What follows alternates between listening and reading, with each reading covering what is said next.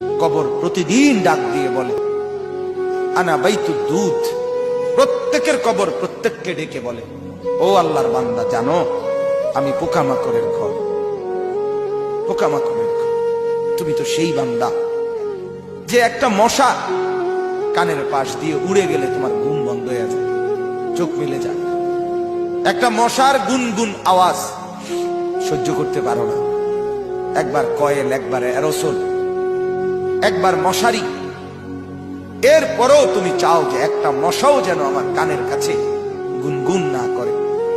তো 5 ঘন্টার ঘুমের জন্য, 6 ঘন্টার ঘুমের জন্য বান্দা এই যত্ন নিলা, অনন্তকাল কিংবা বছরের পর বছর কবরের যে ঘুম দিবা, পড়ে থাকবা সেই ঘরে, পোকা মাকড়ের ঘর, সেই ঘরে তুমি ঘুমাইবা কেমনে, থাকবা কি? আমার বাপ, আমি থাকবো কিভাবে? আমি থাকবো